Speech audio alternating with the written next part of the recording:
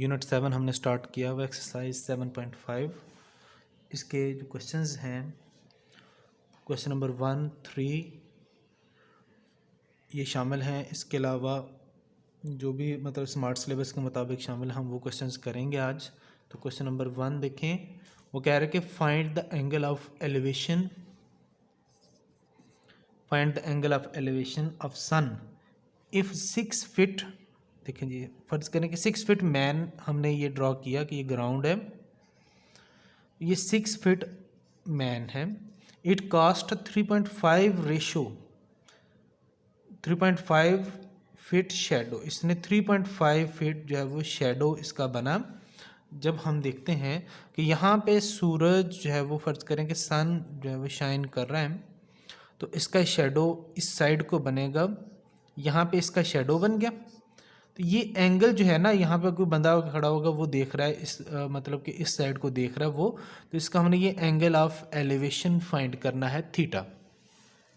इसको कहते हैं एंगल ऑफ एलिवेशन, जो हम अपने आई लेवल से अपर साइड पे देखते हैं उसको। मिसाल के तौर पे ये हमारी जो है वो आई लेवल है, हम इससे अपर साइड को देखें, ये आई लेवल है यहाँ से, इससे अगर अपर देखेंगे कहीं पर अपर वाली साइड पे तो ये एंगल ऑफ एलिवेशन होगा, और अगर इसी से नीचे देखेंगे तो ये एंगल ऑफ डिप्रेशन होगा।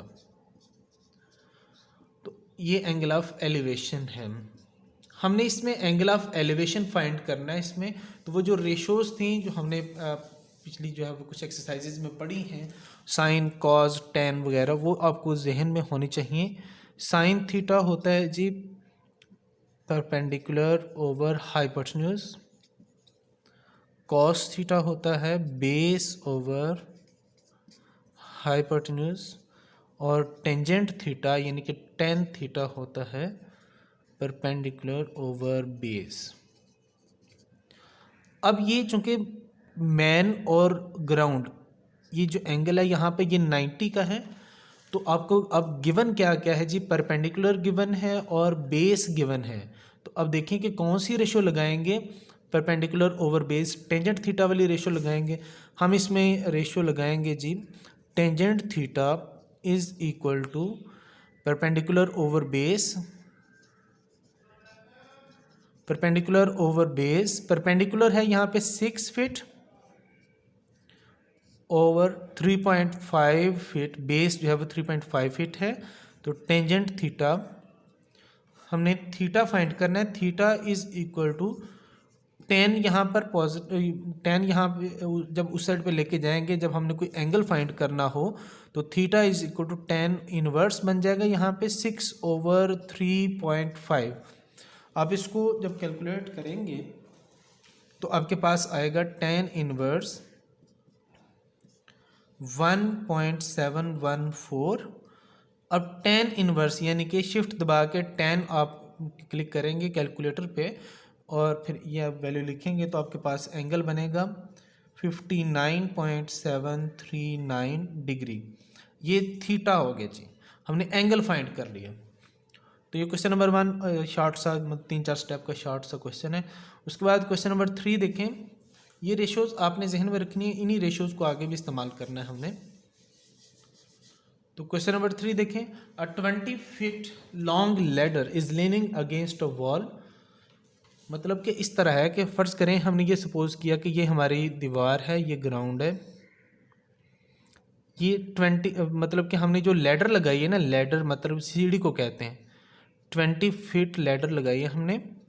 It is leaning against a wall, the bottom of the ladder is 5 feet from the wall. अब इसकी जो बॉटम है वो वॉल से 5 फीट है। इसमें हमने फाइंड करना है एंगल ऑफ एलिवेशन, ये जो एंगल है ना acute angle, angle of elevation, ये फाइंड करना है। इसमें देखिए आपको गिवन क्या है, हाइपोटेन्यूज गिवन है और बेस गिवन है। तो बेस ओवर हाइपोटेन्यूज, ये क्वेश्चन नंबर 3 मैं बता रहा हूँ आपको। तो इसमें बेस ओवर हाइपोटेन्यूज जो है वो रेशो हमारे पास बनती है कॉस थीटा, कॉस थीटा होती है बेस ओवर हाइपोटेन्यूज।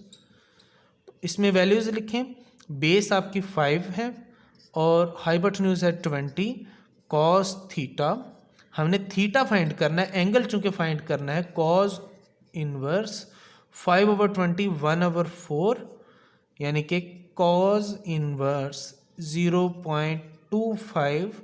जब आप इसका कॉज इनवर्स लेते हैं तो एंगल बनता है आपके पास 75.52 डिग्री। ये एंगल आ गया जी। बच्चों उसके बाद क्वेश्चन नंबर 4 है। क्वेश्चन नंबर 4 में कह रहा है कि बेस ऑफ रेक्टेंगल इज, ये रेक्टेंगल हम बना लेते हैं। अब उसकी बेस कह रहा है कि base of rectangle is 25 feet, ये बेस है इसकी, और उसकी हाइट जो है ना वो 13 फीट आपको गिवन है। कह रहा है कि अब find the angle that diagonal, ये जो डायगनल होता है, डायगनल मेक्स विद बेस, ये बेस के साथ उस डायगनल ने जो एंगल बनाया है वो थीटा फाइंड करना है। चूँकि रेक्टेंगल में ये एंगल 90 का होता है, इसलिए ये राइट एंगल ट्रायंगल बन गई। तो राइट एंगल ट्रायंगल में आप चेक करें कि परपेंडिकुलर गिवन है, बेस गिवन है आपको, तो आपने थीटा फाइंड करना है। तो इसमें परपेंडिकुलर ओवर बेस वाली रेशो लगाएंगे, tangent theta is equal to perpendicular over base. तो आप देखें कि टेन थीटा, परपेंडिकुलर गिवन है आपको 13 और बेस गिवन है 25। तो 13/25 जब आप इसको सॉल्व करेंगे, theta is equal to tan inverse of 13/25। ये आपके पास आ जाएगा, थीटा इज इक्वल टू 27.474। ये थीटा आ गया जी बेटा। उसके बाद देखें क्वेश्चन नंबर 8 है। वो कह रहा है कि a road is inclined at an angle of 5.7 degree. जो आपने पढ़ा होगा कि फिज़िक्स में, 9th क्लास की फ़िज़िक्स में, कि हम रोड्स को थोड़ा सा इंक्लाइन कर देते हैं, मतलब कि जब टर्न वगैरह लेना हो। तो हम यहाँ पे कह रहे हैं कि रोड को इंक्लाइंड किया हुआ है 5.7 डिग्री पे, इस एंगल पे हमने उसको इंक्लाइंड किया हुआ। ये ग्राउंड है, ये आम सी लेवल है, ये सी लेवल है, ये नॉर्मल जो लेवल होता है सी लेवल।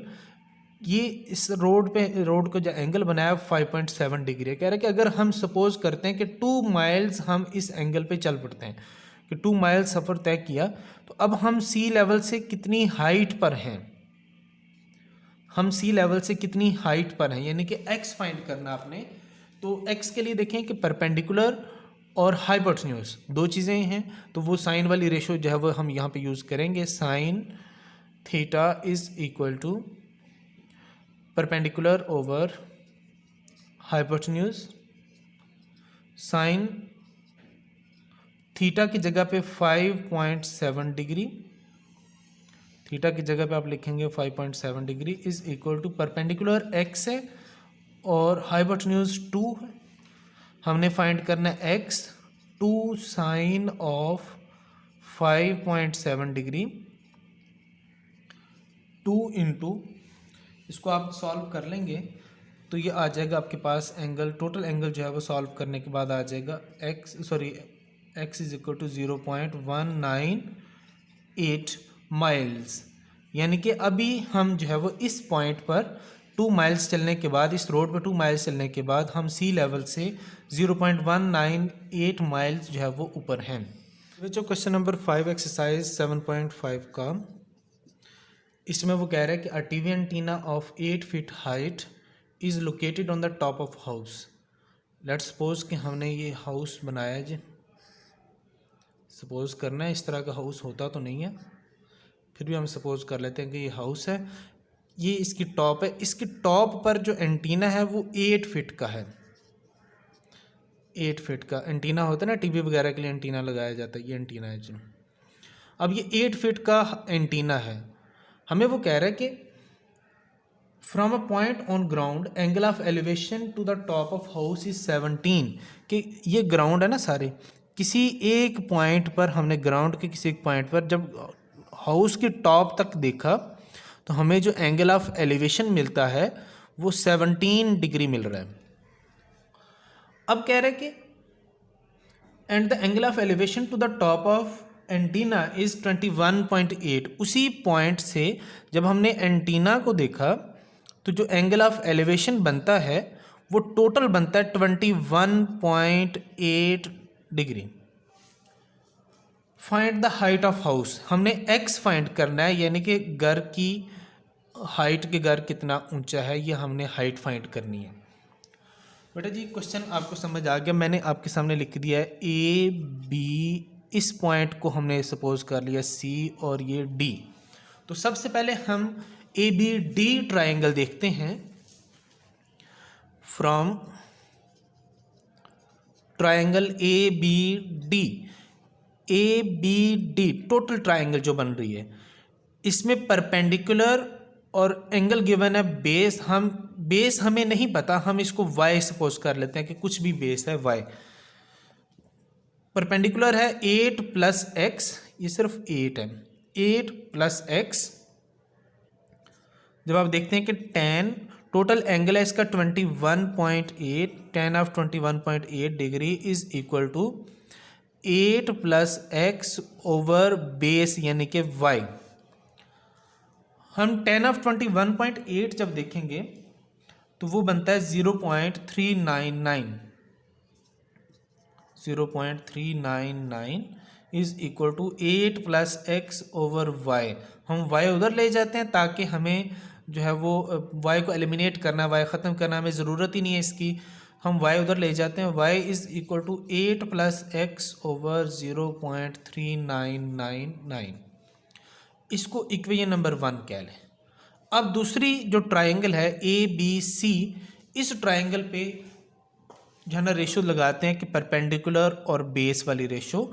तो 10 हम इधर लिख लें पहले, from triangle A B C 10 of 17 degree, यानी कि टेंजेंट परपेंडिकुलर ओवर बेस के इक्वल होता है, तो x ओवर y, तो 10 ऑफ 17 होता है 0.3057 x ओवर y के इक्वल। y उधर ले जाएं, इसको इस साइड पे ले आएं, तो y is equal to x over 0.3057। इसको आंसर नंबर 2 कहें। देखें भाई दोनों y के इक्वल है, आंसर नंबर 1 भी y के इक्वल, आंसर नंबर 2 भी y के इक्वल है। जब इनकी लेफ्ट साइड्स इक्वल हैं तो हम कह सकते हैं कि इनकी राइट साइड्स भी इक्वल होंगी, यानी कि फ्रॉम 1 एंड 2, यानी कि 8 plus x, left hand side sorry right sides भी इनकी इक्वल होंगी 0.399 इज इक्वल टू, इसकी राइट साइड क्या है जी, x ओवर 0.3057। अब इनको क्रॉस मल्टीप्लाई करते हैं 0.3057। ये देखें ना, हमने कंपेयर जब किया कि 1 और 2 लिखने का फ़ायदा ये हुआ कि y ख़त्म हो गया, सिर्फ एक वेरिएबल x रह गया। इसको मल्टीप्लाई किया 8 प्लस एक्स के साथ, यानी कि क्रॉस मल्टीप्लाई कर रहे हैं, और x को मल्टीप्लाई करेंगे 0.399 के साथ जी। इसको मल्टीप्लाई करें इसके साथ तो आपके पास आ जाएगा जी 2.4456 प्लस 0.3057 x, फिर इज़ इक्वल टू 0.3999 x आ जाएगा जी। बेटा इसमें आपने करना क्या है कि x वाली वैल्यूज़ को एक साइड पे ले जाएं, बाकी ये जो कांस्टेंट है, एक टर्म है कांस्टेंट, इसको इधर ही रहने दें। 0.3999x माइनस 0.3057, आप इनको माइनस करेंगे तो आपके पास जो आंसर आएगा वो हम देखते हैं कि कितना आंसर आता है जी। माइनस करके चेक करेंगे, 2.4456 इज इक्वल टू 0.0933 और x है साथ। हमने x फाइंड करना है, x के साथ ये सारी टर्म मल्टीप्लाई हो रही है, इसको दूसरी साइड पर जाकर डिवाइड कर दें। 2.4456 डिवाइडेड बाय 0.0933, तो x का आंसर आ जाएगा जी 26.21 फीट। यानी कि हमने x फाइंड करना था, x जो है वो हाइट ऑफ द हाउस थी, वो फाइंड कर ली 26.21 फीट। ठीक है जी बेटा।